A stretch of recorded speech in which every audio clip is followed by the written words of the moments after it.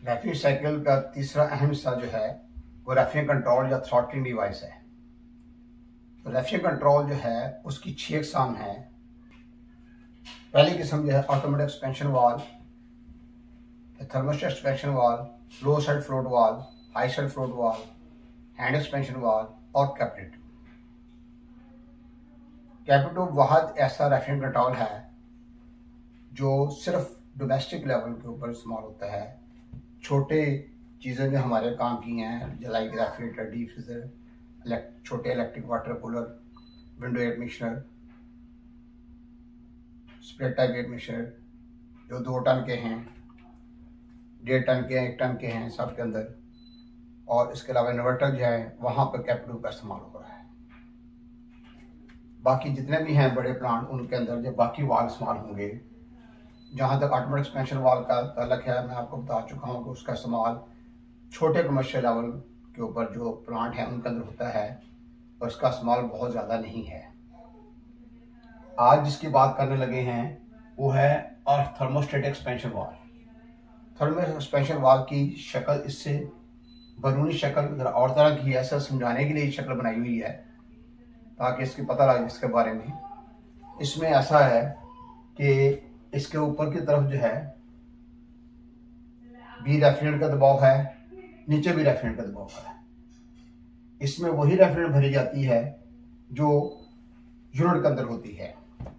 फर्ज करें एक कार है, उस कार में R12 चार्ज की हुई है, डाइफ्लोरोमेथीन है, तो वहां पर जो वाल्व इस्तेमाल होगा वो 12 नंबर वाली होगा, R12 का। अगर 134 है तो इसके अंदर 134 वाला वाल्व होगा। इस लिहाज से वही रेफ्रिजरेटर के अंदर चार्ज होती है जो रेफ्रिजरेटर सिस्टम के अंदर मौजूद है, उसके मुताबिक ये वाल्व लगाया जाता है। अगर प्लांट को बड़ा है या यूनिट बड़ा है तो इसका साइज बड़ा हो जाएगा, अगर छोटा तो साइज छोटा हो जाएगा। लेकिन काम करने का असूल बड़ा हो या छोटा एक ही है। अब यहाँ पर जो है नीचे की तरफ एक आपको स्प्रिंग नजर आ रहा है जो इसको ऊपर की तरफ जोर लगाएगा और नीचे वाली जो रेफ्रिजरेंट है उसकी मदद करेगा, और ऊपर वाला जो है ये बेंड हैं जिनको बेलोस कहते हैं। बेलोस जो है उसकी मिसाल ऐसे है जैसे हारमोनियम होता है, उसके हवा भरने के लिए पीछे जाके आगे करते हैं तो उसमें बेंड बने होते हैं, उनको भी बेलोस कहेंगे। तो इस तरीके से ये जो है बेलोस जो है ये कॉपर की बनी होती है और इसमें फ्लेक्सिबिलिटी होती है। इसको दबाएंगे तो स्प्रिंग की तरह बाहर आती है, इस तरीके से दब जाती है, एक्सपैंड हो सकती है, दब सकती है। ये इसका अंदर है। इसके साथ एक कैपिटल ट्यूब इसकी इस्तेमाल हो रही है जिसको कुछ मेरे भाई जो हैं इसको बेलोस कह देते हैं, जबकि ये बेलोस नहीं है। बेलोस ये है और इसके साथ जो ट्यूब जा रही है ये इसकी कैपिटल ट्यूब है। ये थ्रॉटलिंग डिवाइस के तौर पर इस्तेमाल होने वाली नहीं है। और इसका आखिरी सिरा जो है उससे थर्मल बल्ब कहेंगे। क्या कहेंगे? Thermal bulb. अच्छा, अब जो है इस तरफ से रेफरेंस की आएगी P3 से, प्रेशर नंबर 3। ये कहां से आएगी? ये आ रही है कंडेंसर के आखिरी हिस्से से। अगर आगे लिक्विड सीवर लगा हो तो लिक्विड सीवर के बाद ही होगा, अगर लिक्विड सीवर नहीं है तो कंडेंसर के डायरेक्ट आगे ही आ जाना इसमें।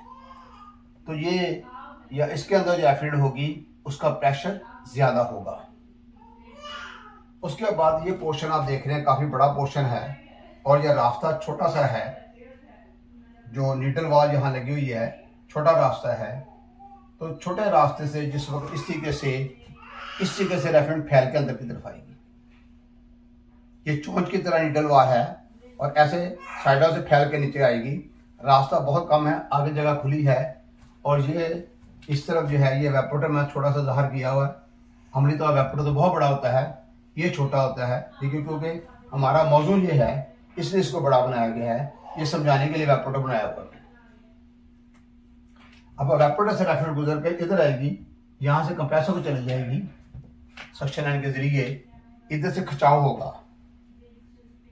जब इधर खिंचाव होगा तो यहाँ पर प्रेशर कम हो जाएगा, P1 का प्रेशर P2 से बढ़ जाएगा, केम नीचे आएगी, नीडल वाल नीचे आएगी, ये प्रेशर भी असरदार होगा। यहाँ से रेफ्रिजरेंट जो है इसके अंदर से होकर इवेपोरेट हो जाएगी। अमली तौर पर जब हम देखें, इसका जो जिस्म है वो बाकायदा ठंडा होगा। वजह क्या है? इसके अंदर स्प्रे होकर आगे जा रहा है। तो इस ऐसे जो है ये रेफ्रिजरेंट जो है इसके अंदर आएगी और ये दबाव कम होने के बाद इधर जाएगी। अगर कंप्रेसर को बंद कर देते हैं, कंप्रेसर को बंद कर देंगे तो यहाँ जो है इवेपोरेटर का टेम्परेचर बढ़ जाएगा, यहाँ पे टेम्परेचर बढ़ेगा। जब टेम्परेचर बढ़ेगा तो रेफ्रिजरेंट का प्रेशर जो है वो एक्सपेंड होगी, उसका दबाव बढ़ जाएगा। तो P2 का प्रेशर P1 की निस्बत ज़्यादा होने से स्प्रिंग भी मदद करेगा, तो बैलो सुखड़ेंगे और ये ऊपर की तरफ जाकर जो है इसको बंद कर देगा। तो नीडल वाल जो रेफ्रिजरेंट आ रही थी उसको रोक देगा। यानी कंप्रेसर के बंद होने से ये जैसे ऑटोमेटिक एक्सपेंशन वाल्व बंद हो जाता था, इसने ही बंद हो जाना। उसके अलावा जो है ये जो थर्मोबल्ब है इसका बड़ा अहम किरदार है। ये सक्शन लाइन के साथ लगा हुआ है। जब सक्शन लाइन बहुत ज्यादा ठंडी हो जाएगी तो ये जो है ये इसके साथ थर्मोबल्ब लगा हुआ है, तो इसके साथ जो रेफ्रिजरेंट होगी इसके अंदर वो भी सुखड़ेगी।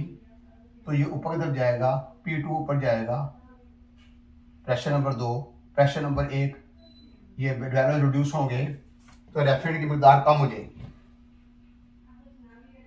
फिर उसके बाद जब रेफ्रिजरेंट की मिकदार कम होगी तो कूलिंग जब दोबारा थोड़ी सी बड़ी कम होगी और टेम्परेचर बढ़ेगा, फिर इसका टेम्परेचर बढ़ेगा थर्मोबल्ब का, उससे इसका टेम्परेचर बढ़ेगा, P1 P2 की निस्बत फिर ज़्यादा होगा, फिर ये इस नीचे हो जाएगा। तो इस तरीके से केम ऊपर नीचे होती रहेगी, कभी ऊपर कभी नीचे, इस तरीके से सिलसिला चलता रहेगा और कूलिंग जो होती रहेगी। बंद नहीं होगा, वो बंद नहीं होगा, बंद उसी वक्त होगा जब कंप्रेसर बंद हो जाएगा। वजह यह है जब ये चल रहा होगा तो यहाँ पर जो है खिंचाव कम होगा, जिसकी वजह से P1 का प्रेशर जो है P2 निस्बत ज़्यादा होगा, स्प्रिंग दब जाएगा, बैलन्स फैल जाएंगे, केम नीचे होगी, नीडल वाल खुल जाएगी और रेफ्रिजरेंट जो है वो आगे की तरफ जाएगी। तो इसका थर्मोबल्ब जो है उसको सक्शन लाइन के साथ अच्छी तरह टाइट कर जोड़ना बहुत जरूरी है, और जिसकी वजह से इसकी कारकर्दगी बहुत बेहतर रहती है। अगर इसके अंदर इसका ये ट्यूब टूट जाए तो ये बेकार हो जाता है, बेकार हो जाता है। जो जैसा हम काम करना चाहें वैसे नहीं करेगा। लेकिन मैंने एक जगह देखा कि एक आइसक्रीम कुल्फियों वाला प्लांट था, कैंडी प्लांट था, वहां पर ये लगा हुआ था, तो उसका ये जो चीज टूट गई थी, लेकिन फिर भी काम कर रहा था वो, फिर भी कैंडीज जो है तैयार हो रही थी, कुल्फियाँ तैयार हो रही थी, काम चल रहा था। मैंने उसे कहा चेंज कर दो, कहता जब मेरा यार काम चल रहा है उसको रहने दे, अस्सी रहने देना जो ठीक। लेकिन अगर ये ऐसा मुकम्मल सही हो तो ज़्यादा बेहतर है। अब जितनी भी कारें हैं, कारों के अंदर थर्मोस्टेट एक्सपेंशन वाल ही इस्तेमाल होता है, कोई इसके अलावा वाल जो इस्तेमाल नहीं होता, कोई एक्सपेंशन वाल दूसरा कामयाब नहीं है। तो उसकी जो सक्शन लाइन आ रही होती है, जहाँ पर ड्राइवर बैठता है और दूसरा बंदा बैठता है, उसके दरमियान वाली जगह होती है, वहाँ इवेपोरेट होता है।